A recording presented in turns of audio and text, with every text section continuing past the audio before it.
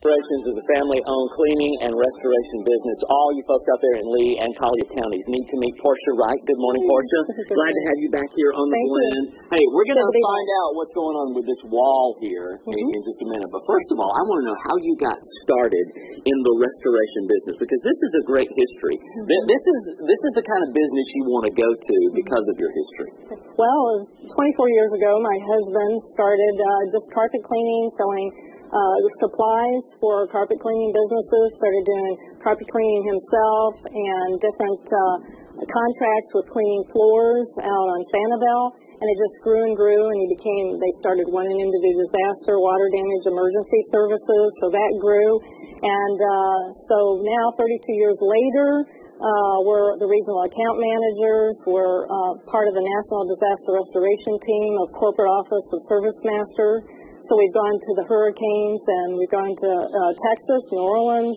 Last year we went to Atlanta to help out, and got called up to New Jersey when we were having all those problems up there. We now do restoration work also, so we're a one-stop shop, and no job too small or too large. Yeah, that's your motto. No job too small, no job too large. Let's talk about the different divisions that are in your company that make it up, because you know it from going out to all these different places. And a lot of people don't realize, a lot of people know ServiceMaster is just carpet cleaning. They've had them for years and years and years. We have customers that come from up north that have used ServiceMaster for 30 years, because ServiceMaster has been around over 70 years nationwide. And so we do the carpet cleaning division and the floor cleaning and cleaning businesses and buildings. And then we do our emergency services, water damage services and fire.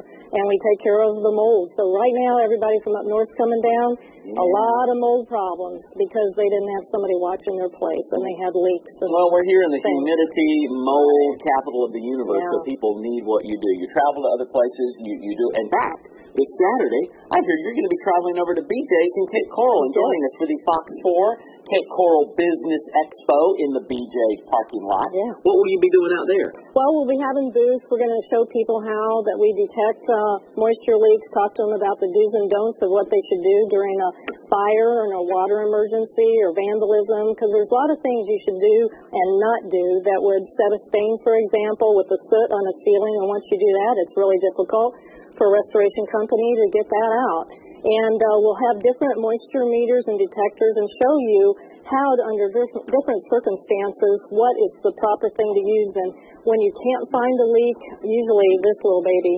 Tell everybody what this is. This is your thermal scan infrared camera. Yes. It works according to different changes in temperature. So when you are seeing a light color, that's usually a dry surface. When it turns dark... Show everybody what it looks like behind here. This is what the screen looks like. This is what Portia looks at right here. This is what you see, the different colors. And what do they show you?